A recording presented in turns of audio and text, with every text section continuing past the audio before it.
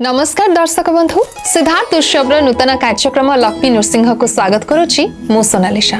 दर्शक बंधु बेले बेले आमको बहुत ही छोट छोट कथार अनेक किछि कथा शिखिया मिलता है और ठीक सेमिति पुराणरू मध्य अनेक किछि कथा शिखिया मिलता है। तो से लक्ष्मी नृसिंह कार्यक्रम रे आज आम नृसिंह पुराणरू गोटे सुंदर कथा जानिबा और जानिबा जे 13 दिनिया जम कौन 13 दिन पाई कि जम एमती कौन करथिले जे तांकर गोटे सुंदर कहानी आमर नृसिंह पुराण रे वर्णना करा जायछि। तो से विषय अधिक जणाया पई वर्तमान आम सहित अछंती अष्टादश पुराणर अन्यतम गवेषक professor doctor Niranjana Sahu. Sir नमस्कार। नमस्कार। आपनको अनेक अनेक स्वागत आमर लक्ष्मी नृसिंह कार्यक्रम। जय श्री लक्ष्मी नृसिंह।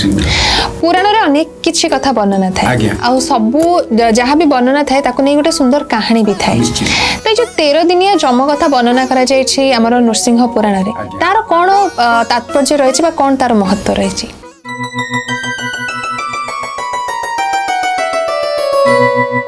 प्रिय दर्शक बंधु जय श्री लक्ष्मी नृसिंह। बड़ कथाटी होउजी जो प्रसंग पूर्व आम शुणीछे मध्य नृसिंह पुराण अनुसार जे चाक्षुष मनंकर पुत्र जो प्रचंड एमाने विशेष भाव शालमली द्वीपर राजा थिले। एमाने मनुपुत्र माने भूल करती एक कथा सुंदर भाव शिव सत्य जुगर कथा तेणुकरी भूल करदेले केते दंड भोग करिया पड़े ताहा आम नृसिंह पुराण जानू।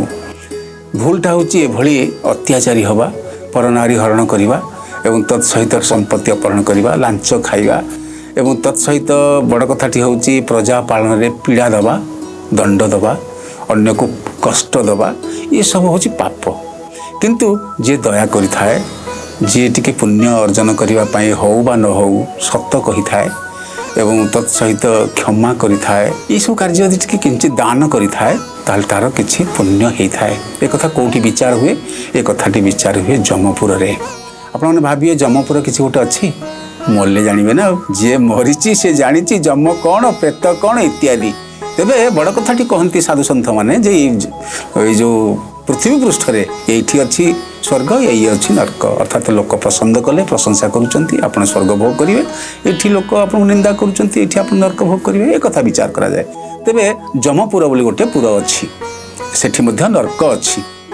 तेबे बड़ कथाटी होउची प्रिय दर्शक बंधु जेते बळे ए प्रचंड को पचरा जाउची चंड प्रचंड को पचरा जाउची जे तमर जो 13 भाग अच्छी पुण्य तुम से 13 भाग पुण्य भोग करिवो ना आग पाप भोग करिवो से मागी नहीं चंती जे आमे पुण्य भोग करिवो एवं सत्य करिचंती जमराज सत्य करिकि कहिचंती जो 13 भाग तुमर अच्छी जो विशेष भाव रे पुण्य अच्छी से पुण्य को भोग कर कहिले 13 दिन से नामर नोहु राजपण आंभ करिवार सत्य नोहु अकारण।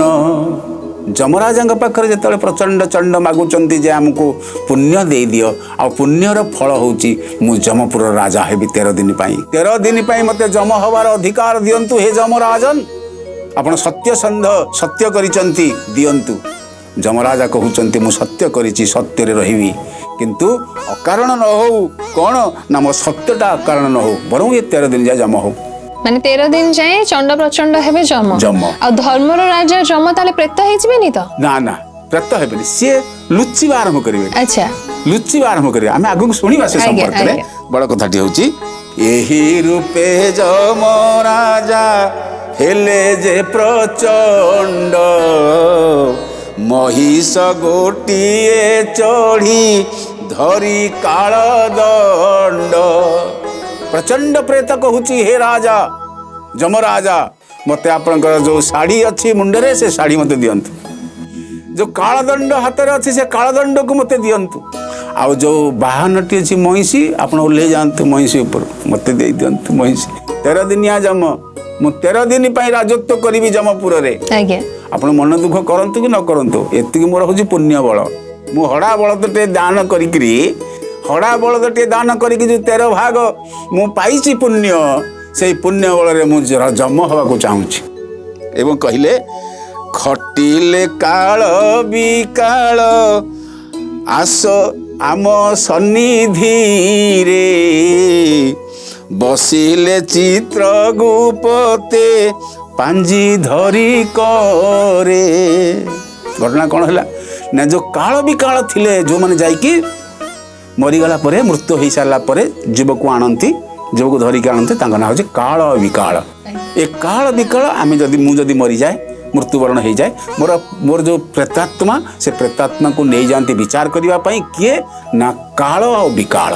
ए काल विकाल कौन कले ना विशेष भाव में जो 13 दिनिया जम कहले प्रिय दर्शक बंधु बुझे प्रचंड प्रेत प्रचंड प्रेत होती जम 13 दिनिया जम होती कहले काल विकाल ना आज्ञा ये बस चित्रगुप्त ना आज्ञा ये बस मु जहाँ कहूँ ताहा कर आ से जो जम अच्छी जो जम बर्तमान ता चाकरी नहीं से राजा हो नहीं सूत्र से राजा है कि नहीं ता कथा मानिब नहीं आ गोटे काम करिवो से जमटा जदि मारी दिया जाए मु सब दुनिया पे जम हो 13 दिनिया जम तार शासन कार्य आरंभ करिछि जो शासन करुथला पृथ्वी लोक रे शालमली द्वीपरे जे भली अत्याचार करुथला से अत्याचार आरंभ हो गला जमपुर रे कहां ठारे चित्रगुप्त आ काल विकाल पाखरे।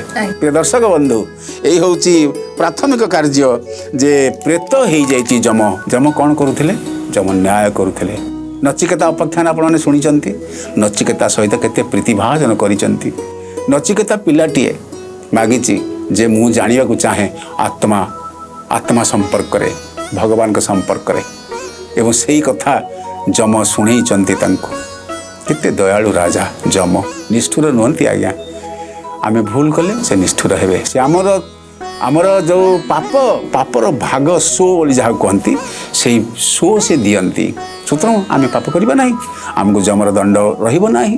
प्रिय दर्शक बंधु विशेष भाव में प्रचंडकर मन भितर जो पाप आचरण शालमली दीपरू थिला सेही पाप आचरण मन भितर ढुकिला कौन प्रवेश कला से कथाटी हूँ कहला जे मु जेहेतु राजा थिली राजा हिसाब से अत्याचारी थिले चित्रगुप्त को बसैले काल विकाल को बसैले काल विकाल क्रूर काल महाकाल जो जमापुर रे थांकले त्रिकाल हेतुकाल धूमकाल अनेक काल महाकाल ये सब थिले समस्त डाकिदेले कहले ए काल विकाल ठार आरंभ करी समस्त काल त्रिकाल महाकाल सबू तुम राजा किए आपण मु किए ना प्रचंड प्रचंड प्रेत ना मु हूँ जम आज्ञा आपण होउछन्ती जम समस्ते थरिबा आरंभ कले कारण राजा राजा हो गले सत्य सत्य करी जम देइचंती सिंहासन देइचंती कालदंड देइचंती महिषी को देइचंती मुंडरे शिरपा ठेका मध्य देइचंती दे सारला परे ठिया होइचंती करपत्र जोड़िकी राजा किए जम कहले जम किए कहउचंती प्रचंड चंड प्रेत कहउचंती जे 13 दिनिया जम होइचंती कहले जमराज ना आज्ञा तुम्हें वर्तमान इस जमपुर त्याग कर ये मोर आदेश कोठी लुचिकी रहिबो मु जानिनी यू गो तुम्हें जाओ तुमर आउ 13 दिन पर ये कौन सी क्षमता नहीं से क्षमता अधिकार करनेले सुन नारद प्रचंड करिला को जेते गोदान महिमा जान अटईटिएते गोदान करिथिबारु जमपुर रे 13 दिनिया जेहेतु 13 भाग गोदान कले 13 भाग पुण्य हुए से पुण्य बल रे जमपुर रे जमराज हेबार अधिकार प्राप्ति हो गले किए ना प्रचंड प्रेत एणु करी हे नारद पुण्य एक मूल पुण्य कला प्राणी कुजे रखे आदि मूल भगवान रक्षा कर जे पुण्य करिथाए जेहेतु गोदान करथिले भगवान रक्षा कले किंतु परवर्ती समय कौन होइछि ना 13 दिनिया जम अहंकारी हो जाइछंती एवं अहंकारी होकर कौन करिछंती काल विकाल को आदेश देइछंती तांकर मंत्रणा देइछंती ए जम को हत्या करदवा जो जम सूर्यंकर पुत्र सूर्यनारायण का पुत्र जो जम ए जम को हत्या करदवा पई आ जीवन रो मारी देवा पई सेही प्रचंड प्रेत तार मंत्रणा आरंभ करिछि एवं कहले आंभ आज्ञा घेनी शीघ्र तुम्भे एबे चल ବାନ୍ଧି ଘେନି ଆସ ତୁମ୍ଭ ପୂର୍ବ ଯମ କାଳ। ସେ ପଳେଇ ଯାଉଛି, କହିଥିଲି ପଳେଇ ଯାଉଛି ବୋଲି ପଳେଇ ଯାଇଥାଇପାରେ। ଏ କାଳ ବିକାଳ ତୁମେ ଯାଅ, ଯାଇକି ତୁମ ପୂର୍ବରୁ ଯୋଉ ଯମ ଥିଲା ସେ ଯମକୁ ବାନ୍ଧିକି ନେଇକି ଆସ। ଆଚ୍ଛା। ପ୍ରିୟ ଦର୍ଶକ ବନ୍ଧୁ, ଦେଖନ୍ତୁ ସତ୍ୟର ମହିମା। ପୁଣ୍ୟ ପ୍ରଦାନ କରିବାକୁ ଯାଇ ଯମ ହେଇଗଲେ ବନ୍ଧା ହେବେ, କାଳ ବିକାଳ ବାନ୍ଧିଲେ। ଆଜ୍ଞା କରୁଛନ୍ତି 13 ଦିନିଆ ଯମ, କହିଲେ ପୂର୍ବ ଯମ ପାଖରେ କାଳ ବିକାଳ ଆଉ ନାହାନ୍ତି ଏବଂ ତୁମ୍ଭର ଯେ ରାଜ ଶାଢ଼ୀ ଅଛି ଯେଣୁ ବହି ତାହା ଛାର ବୋଲି ଦେବ ଅଇଲି ମୁଁ ଧାଇଁ। ହେ ଯମରାଜା, ଯମପୁର ଛାଡ଼ିକିରି ଏବେ ଚାଲିଯାଅ। କାଳ ବିକାଳକୁ ଅନ୍ତଃସ୍କରଣରେ କହିଦେଲେ, ଭିତରେ କହିଲେ ବାନ୍ଧି ଦିଅ ଯମକୁ। ଯମକୁ ବାନ୍ଧି ଦିଆଗଲା। ଯମରାଜା କିନ୍ତୁ ବନ୍ଧା ହେବା ପୂର୍ବରୁ ଅନ୍ତର୍ଧ୍ୟାନ ହେଇଗଲେ। କହିଲେ ଇଏ 13 ଦିନିଆ ଯମ ମୋତେ ଛାଡ଼ିବନି। 13 ଦିନିଆ ଯମ ପୃଥିବୀ ଛାଡ଼ିଲା ନାହିଁ, ସ୍ୱର୍ଗ ଛାଡ଼ିଲା ନାହିଁ, ମର୍ତ୍ତ୍ୟ ଛାଡ଼ିଲା ନାହିଁ, ପାତାଳପୁରକୁ ମଧ୍ୟ ଛାଡ଼ିଲା ନାହିଁ। ପ୍ରିୟ ଦର୍ଶକ ବନ୍ଧୁ, ଯମରାଜା ଏକଥା ଦେଖିକିରି ନିଜେ ଅନ୍ତର୍ଧ୍ୟାନ ହେଇଗଲେ। ପ୍ରିୟ ଦର୍ଶକ ବନ୍ଧୁ, ପ୍ରଥମେ ଯେତେବେଳେ ସମୟ ଆସିଯାଇଛି, କି ସମୟ? ବର୍ତ୍ତମାନ ଧର୍ମ ବଳରେ ପ୍ରଚଣ୍ଡ ଯମ ହେଇକିରି 13 ଦିନିଆ ଯମ ହେଇକିରି ଆରମ୍ଭ କଲା କୋଉଠିକି ନା ସ୍ୱର୍ଗପୁରକୁ ଆକ୍ରମଣ କରିବା। ପ୍ରିୟ ଦର୍ଶକ ବନ୍ଧୁ, ଆପଣ ଜାଣନ୍ତି ଯେତେବେଳେ କୌଣପ କୂଳ ଭାରି ହେଇଯାଏ, ଅସୁର କୂଳ ଭାରି ହେଇଯାଏ, ଧରଣୀ ସୁନ୍ଦରୀ କାନ୍ଦନ୍ତି। ଭଗବାନଙ୍କର ବିଷ୍ଣୁଙ୍କର ପତ୍ନୀ ହେଉଛନ୍ତି ଏ ଧରଣୀ ଦେବୀ, ଧରିତ୍ରୀ ଦେବୀ କାନ୍ଦନ୍ତି। ଏବଂ ଯେଉଁ ପ୍ରମତ୍ତ ହେଇଥିବା ଅସୁର କ'ଣ କରନ୍ତି? ଇନ୍ଦ୍ରଲୋକକୁ ପ୍ରଥମେ ଆକ୍ରମଣ କରନ୍ତି। ସେ ସମ୍ପର୍କରେ ଶୁଣିବା। ତାଙ୍କୁ ତ ଦେଖିକି ଡରିକି ଯମରାଜା ନିଜେ ଲୁଚିବାକୁ ଲାଗିଲେ, ଅନ୍ତର୍ଧ୍ୟାନ ହେଇଗଲେ। ଆଜ୍ଞା। ତ ତାପରେ କ'ଣ ହେଇଥିଲା? ପ୍ରିୟ ଦର୍ଶକ ବନ୍ଧୁ, ବଡ଼ ସୁନ୍ଦର ପ୍ରସଙ୍ଗ। ଆମମାନଙ୍କର ଜାଣିବାର କଥା, ପାପ କେତେ ପୁଣ୍ୟ କେତେ। ପୁଣ୍ୟ ଅର୍ଜନ କଲେ ଯମ ମଧ୍ୟ ହେଇଯାଏ ମଣିଷ, ଇନ୍ଦ୍ର ମଧ୍ୟ ହେଇଯାଏ ମଣିଷ। ସୁତରାଂ ପ୍ରିୟ ଦର୍ଶକ ବନ୍ଧୁ, ଏ 13 ଦିନିଆ ଯମ ଏଭଳି ଉପଦ୍ରବ କଲେ। ଏ ଉପଦ୍ରବ କରିବା ସହିତ ଇନ୍ଦ୍ରପୁରକୁ କ'ଣ କଲେ ନା ଆକ୍ରମଣ କଲେ। ମାନେ ଇନ୍ଦ୍ରପୁର ଉପରେ ଯେମିତି ସମସ୍ତଙ୍କର ନଜର ଥାଏ, ଅସୁର ହୁଅନ୍ତୁ କି ଦେବତା ଗଣ ହୁଅନ୍ତୁ, ଆଜ୍ଞା। ତ ଇଏ ଯମ ରାଜାଙ୍କ ଯୋଉ ଆସନରେ ବସିଗଲେ, ତାପରେ ପୁଣି ଇନ୍ଦ୍ରପୁର ଉପରେ ବି ତାଙ୍କର ଆକ୍ରମଣ କରିବା ଆରମ୍ଭ କଲେ। କାରଣ ଇନ୍ଦ୍ରଙ୍କୁ ଯଦି ପରାସ୍ତ କରି ଦିଆଯାଏ ତାହେଲେ ଦେବଲୋକ ତାଙ୍କ ଅଧୀନରେ ହେଇଯିବ, ଦେବଲୋକର ବି ରାଜା ହେଇଯିବେ। ଇଏ ତ ଯମପୁର ରାଜା ହେଇସାରିଲେଣି। ତାପରେ ଏ 13 ଦିନ ଭିତରେ କରିବାକୁ ପଡିବ, 14 ଦିନ ହବନି, 13 ଦିନ ଭିତରେ ଅଛି। ସେ ତାଙ୍କର ବର୍ତ୍ତମାନ ସେ ଆରମ୍ଭ କରିଦେଲେ, ତାଙ୍କର ମୋଟାମୋଟି କ'ଣ କାର୍ଯ୍ୟକ୍ରମ ଆରମ୍ଭ କରିଦେଲେ। ପ୍ରଥମେ ହେଲା ଇନ୍ଦ୍ରପୁରକୁ ଆକ୍ରମଣ କରିବା। ପ୍ରାୟତଃ ପ୍ରିୟ ଦର୍ଶକ ବନ୍ଧୁ, ଯେତେ ଅସୁର ଅଛନ୍ତି, ରାବଣଙ୍କ ଠାରୁ ଆରମ୍ଭ କରି ଆପଣ ଯେତେ ଅସୁରଙ୍କ କଥା, ହିରଣ୍ୟାକ୍ଷ, ହିରଣ୍ୟକଶିପୁ, ଯେତେ ଅସୁରଙ୍କ କଥା, କଂସକ ପର୍ଯ୍ୟନ୍ତ ସମସ୍ତେ ଇନ୍ଦ୍ରପୁରକୁ ଆଗ ଆକ୍ରମଣ କରିଛନ୍ତି। ଏବଂ ପ୍ରଚଣ୍ଡ ଯମ ହେଇକିରି 13 ଦିନିଆ ଯମ ହେଇକି ଇନ୍ଦ୍ରପୁରକୁ ଆକ୍ରମଣ କଲା। କାହିଁକି ଆକ୍ରମଣ କଲା ଇନ୍ଦ୍ରପୁରକୁ? ଦୁଇଟି ତାର ଉଦ୍ଦେଶ୍ୟ। ଗୋଟେ ହେଉଛି ଇନ୍ଦ୍ରକୁ ପରାସ୍ତ କଲେ ଇନ୍ଦ୍ରଲୋକର ଅଧିକାରୀ ହେବି। ଦ୍ୱିତୀୟଟି ହେଉଛି ଏ ଯମ ଯେଉଁ ଅନ୍ତର୍ଧ୍ୟାନ ହେଇଗଲେ, ଅନ୍ତର୍ଧ୍ୟାନ ହେଇକରି ଇନ୍ଦ୍ରଙ୍କ ପାଖରେ ଲୁଚିଲେ। ଇନ୍ଦ୍ରଙ୍କ ପାଖରେ ଲୁଚିଥିବାରୁ ଜାଣିବାକୁ ପାଇଲେ କାହା ପାଖରୁ? ତାଙ୍କର ତ କାଳ ବିକାଳ ତ୍ରିକାଳ ମହାକାଳ ଏ ଯେଉଁ ଥିଲେ ଯମଦୂତମାନେ, ଏମାନେ ସମସ୍ତେ ଖବର ଦେଇଦେଲେ। ଅର୍ଥାତ୍ 13 ଦିନିଆ ଯମ କହିଲା, ଯାଅ ଦେଖ କେଉଁଠି ଅନ୍ତର୍ଧ୍ୟାନ ହେଇକି ସେ ଯମ ଅଛି, ବାନ୍ଧିକି ତାକୁ ହତ୍ୟା କରିବା, ତାକୁ ଏଠି ଶୁଳି ଦେବା, ତାକୁ ଏଠି ତା ବେକ କାଟିବା ଏଠି। ଏମିତି ଯେତେବେଳେ କହିଲେ, ସେ କହିଲେ ଆଜ୍ଞା, କାରଣ ଯିଏ ରାଜା ତାର ସମସ୍ତେ ଅଧସ୍ତନ। ଆଉ ଯେଉଁ ଯମ ସୂର୍ଯ୍ୟଙ୍କ ପୁଅ ଯେଉଁ ଯମ, ସେ ଯମ ଆଉ ତାଙ୍କର ଅଧସ୍ତନ ଏମାନେ ନୁହନ୍ତି। ତେଣୁ କହିଲେ ଆଚ୍ଛା ଆଜ୍ଞା କ'ଣ ନା ସେ ଯମ ଯାଇକିରି ଇନ୍ଦ୍ରପୁରରେ ଲୁଚିଛନ୍ତି। ସବୁ ମନ୍ତ୍ରଣା ଦେଇଦେଲେ। ଦେଲା ପରେ ଇନ୍ଦ୍ରପୁର ଆକ୍ରମଣ ହେଲା। ଇନ୍ଦ୍ରପୁର ଆକ୍ରମଣର ମସୁଧା ହେଉଛି ଯମକୁ ସେଇଠି ହତ୍ୟା କରିବା। ସୁତରାଂ ବଡ଼ କଥାଟି ହେଉଛି, ଏଇଭଳି ଯମପୁରରେ 7 ଦିନ ଧରିକି ଯୁଦ୍ଧ ହେଲା। କାହାଙ୍କ ସହିତ? ଇନ୍ଦ୍ରଙ୍କ ସହିତ। ଇନ୍ଦ୍ର ବଜ୍ରଧାରୀ ଇନ୍ଦ୍ରଙ୍କ ସହିତ ଯୁଦ୍ଧରେ 7 ଦିନ ପଳେଇଲା। ସୁତରାଂ 7 ଦିନ ଯୁଦ୍ଧରେ 13 ଦିନରୁ 7 ଦିନ ଗଲେ ଆଉ ରହିଗଲା 6 ଦିନ। ସୁତରାଂ 6 ଦିନ ଅଛି। 6 ଦିନ ଭିତରେ ସେ ଇନ୍ଦ୍ରଙ୍କୁ ହତ୍ୟା କରିବେ ଏବଂ ଇନ୍ଦ୍ରପଦ ଯମଚନ୍ଦ୍ରାକ୍ଷେ ଇନ୍ଦ୍ର ଅର୍ଥାତ୍ ଯମର ଉପରେ ଯମ ଭାବରେ ରହିବେ ବୋଲି ପ୍ରଚଣ୍ଡ ପ୍ରେତ ଇଚ୍ଛା କରିଛନ୍ତି। 13 ଦିନିଆ ଯମ। ସୁତରାଂ କୁହାଯାଇଛି ଇନ୍ଦ୍ର 10 ଦିଗପାଳ ଇଏ ସମସ୍ତଙ୍କୁ ଯେତେବେଳେ ଯୁଦ୍ଧ ହେଇଛି, ସେଥିରେ ସମସ୍ତେ ଭୀତତ୍ରସ୍ତ ହେଇକି ଅନ୍ତର୍ଧ୍ୟାନ ହେଇଛନ୍ତି। କିନ୍ତୁ ଇନ୍ଦ୍ରଙ୍କ ପାଖରେ କାକୁସ୍ଥ ହେଇକି ଲୁଚିକି ଅଛନ୍ତି କିଏ? ଯମ ଅଛନ୍ତି। ଆମ୍ଭର ହସ୍ତରେ ମୃତ୍ୟୁ ନାହିଁ ତାକୁ ଜାଣ, ତା ମୃତ୍ୟୁ ଭେଦ ଜାଣିବେ ଏକା ନାରାୟଣ। ଇନ୍ଦ୍ର କହିଲେ, ହେ ଯମରାଜା, ତୁମେ ଆସି ମୋ ପାଖରେ ଲୁଚିଛ କ'ଣ? ବର୍ତ୍ତମାନ ମୋ ଇନ୍ଦ୍ରପୁର ଯିବାକୁ ବସିଲାଣି, ଆଉ ତୁମେ ମୋ ପାଖରୁ ଶୀଘ୍ର ଯାଅ, ଇନ୍ଦ୍ର ଲୋକରୁ ଶୀଘ୍ର ଯାଅ, ପ୍ରଚଣ୍ଡର ଆକ୍ରମଣରେ ମୁଁ ସମ୍ଭାଳି ପାରିବି ନାହିଁ। ଏକା ନାରାୟଣ, ତୁମେ ନାରାୟଣଙ୍କ ପାଖକୁ ଯାଅ, ଏଇଠି ଆଉ ରୁହନି, ତୁମେ ଗଲ ଶୀଘ୍ର, ତୁମେ ଶୀଘ୍ର ଯାଅ ଏଠି, ନହେଲେ ସାଙ୍ଗେ ସାଙ୍ଗେ କ'ଣ ହେବ ନା ଭିଜିଲାନ୍ସ ରେଡ୍ ହେବ। ପ୍ରିୟ ଦର୍ଶକ ବନ୍ଧୁ, ଇନ୍ଦ୍ର କହିଲେ, ହେ ଯମରାଜା, ଏବେ ମୁଁ ଶପଥ ଦିନ ରଖିଲି ଯେ ତୋତେ, ଆଉ ଆଜିଠାରୁ ଲୁଚି ରହି ଯାଅ ତୁ ଗୁପ୍ତେ। ଆଉ କୋଉଠି ଗୁପ୍ତରେ ଲୁଚିବୁ, ତୁ ପଳା, କିନ୍ତୁ ଇନ୍ଦ୍ରପୁର ଛାଡ଼ିକି ଛାଡ଼, ନହେଲେ ମୁଁ ଇନ୍ଦ୍ରପୁର ପଳେଇବ। ସୁତରାଂ କହିଲେ, ଶୁଣିଣ ଯେ ଯମରାଜ ଉଠି ଅନ୍ତରାଳେ, ଡରେ ପଳାଇ ପଶିଲେ ଯାଇ ନିତ୍ୟ ସ୍ଥଳେ। ଯମ କ'ଣ କଲେ? ନିତ୍ୟ ସ୍ଥଳ କଲେ ବୈକୁଣ୍ଠପୁର, ଭଗବାନ ନାରାୟଣଙ୍କର ଆଶ୍ରୟକୁ ଗଲେ।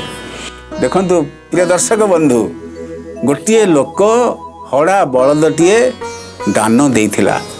ଏ ଦାନର ମହିମା କେତେ? ଏ ମହିମା ଅନୁସାରେ ସେ ଯେଉଁ ପ୍ରଚଣ୍ଡ ପ୍ରେତ ବର୍ତ୍ତମାନ 13 ଦିନିଆ ଯମ ହେଇଛି ଏବଂ ଯମକୁ ନିଷ୍କାସନ ଦେଇଛି, ନିର୍ବାସନ ଦେଇଛି, ଲୁଚିକି ପଳେଇଛି ଯମ। ଏବଂ ବିଶେଷ ଭାବରେ ଇନ୍ଦ୍ର ମଧ୍ୟ, ଯିଏ ବଜ୍ରଧାରୀ ଇନ୍ଦ୍ର ମଧ୍ୟ ତାଙ୍କୁ ରକ୍ଷା କରିପାରିନାହାନ୍ତି। ଶେଷରେ ନାରାୟଣଙ୍କର ଶରଣ ପଶିଛନ୍ତି ଯାଇକରି। କିଏ ନା ଯେଉଁ ଯମ ଥିଲେ, ଯିଏ ହେଉଛନ୍ତି ଠିକ୍ ଯମ, ସେ ଠିକ୍ ଯମ ଯାଇକି ମାନେ ସୂର୍ଯ୍ୟ ନାରାୟଣଙ୍କ ପୁତ୍ର ଯମ ପଳାୟନ କରିଛନ୍ତି ନାରାୟଣଙ୍କ ପାଖକୁ। ନାରାୟଣ ପାଖକୁ ଯିବା ପୂର୍ବରୁ ସେ ଭାବିଛନ୍ତି, କହିଲେ ଟିକେ କୁବେର ପାଖକୁ ଗଲେ ହେବ କି? କୁବେର ତ ହେଉଛନ୍ତି ରାବଣର ଭାଇ, ତେଣୁ କୁବେର ପାଖକୁ ଗଲେ ହୁଏତ ରକ୍ଷା ହେଇଯାଇପାରେ 13 ଦିନିଆ ଯମ ପାଖରୁ। ତେଣୁକରି କୁବେର ପାଖକୁ ଯାଇଛନ୍ତି। କୁବେର କହିଲେ, ମୋ ପୁରୁ ସିଧା ଛାଡ଼ିଦିଅ, ତୁମେ ଯାଅ, ମୋ ପାଖରେ ତୁମେ ରୁହନି, ମୁଁ ଖବର ସବୁ ନେଇସାରିଛି। କୁବେର କହିଲେ, ତୁମେ ଯାଅ। କୁବେର ପାଖରେ ରହିଲେ ନାହିଁ। ମନରେ କୋଉଠି ନା କୋଉଠି ଗୋଟେ ଭୟ ଆସିଯାଇଛି। ହଁ, ଏବଂ ଅଗ୍ନିଙ୍କ ପାଖକୁ ଗଲେ। ଅଗ୍ନିଙ୍କ ପାଖରେ ପହଞ୍ଚିଲେ ଅଗ୍ନି କହିଲେ, ତୁମେ ଯାଅ, ମୁଁ ପାରିବିନି ସେ ଲୋକକୁ, ସେ ପ୍ରଚଣ୍ଡ ଭୟଙ୍କର ଭାବରେ ଆକ୍ରମଣ କରିଛି ଇନ୍ଦ୍ର ଲୋକକୁ, ତୁମେ ପଳାଅ।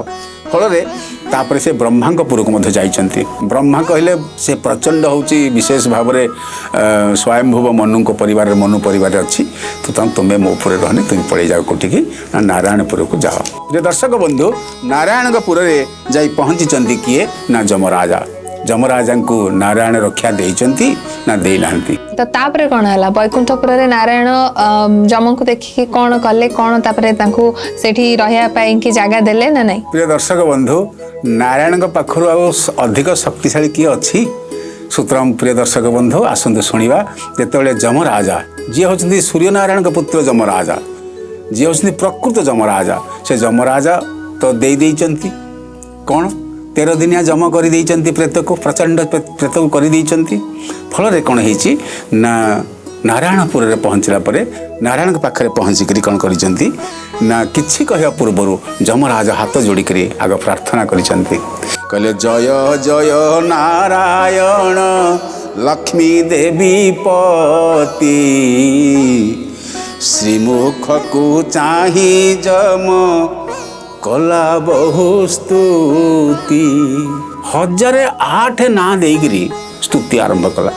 ନାରାୟଣ କହୁଛନ୍ତି, ଯମରାଜା, ମୁଁ ଜାଣିଛି ତୁମେ ଧର୍ମବନ୍ତ, ତୁମେ ସୂର୍ଯ୍ୟଙ୍କର ପୁତ୍ର, ଉଠ ଆସ, କିନ୍ତୁ ସ୍ତୁତି କରୁଛନ୍ତି, ମୋତେ ଆପଣ ରକ୍ଷା କରନ୍ତୁ ପ୍ରଭୁ।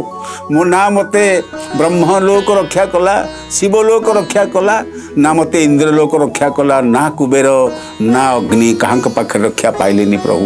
ଭଗବାନ ଟିକେ ହସିଦେଲେ। ଭଗବାନ ହସି ଦେଇକିରି କ'ଣ କହିଲେ? ହସିଦେବା ପୂର୍ବରୁ କହୁଛନ୍ତି, କ'ଣ କହିଲେ? ଯେ ହେ ବିପଦ ନାଶନ, ମୋ ବିପଦରୁ ରକ୍ଷା କର। ଜୟ ଶରଣ ରକ୍ଷଣ ପ୍ରଭୁ ପଦ୍ମମୁଖ, ଶରଣ ପଶିଲେ ପାଦ ପଦ୍ମେ ମୋତେ ରଖ। ଭଗବାନ ସେତେବେଳେ ଯାଇ ରଖିବେ। ପ୍ରିୟ ଦର୍ଶକ ବନ୍ଧୁ, ଯେତେବେଳେ ଆପଣ ଶରଣ ନେବେ ଭଗବାନଙ୍କ ପାଖରେ, ବିଷ୍ଣୁଙ୍କ ପାଖରେ, ଜଗନ୍ନାଥଙ୍କ ପାଖରେ, ସେତେବେଳେ ସେ ରଖିବେ। ନ କହିବା ପର୍ଯ୍ୟନ୍ତ ସେ ରକ୍ଷା କରିବେ ନାହିଁ। ଯେତେବେଳେ କହିଛନ୍ତି, କହିଲେ, କ'ଣ ଘଟଣା ମୋତେ କୁହ। ना आपण अंतर्जामी सब जानी ना हाँ जानी कह घटना कौन तुम पार्टी कह कहले साकल्य दीपर राजा जो प्रचंड एभली अवस्था आसिले तार जो घड़ा बलद दान कर तार पुण्यर फल अनुसार मुझे 13 दिन हाँ जमा करदेल तो भगवान विष्णु कहते जमा करदेल तो ना हाँ एबे आसी जाओ गुआड़ को ना एबे आसी पाद पद्मे पशिली शरण ए काल दंड भयरु रखो नारायण।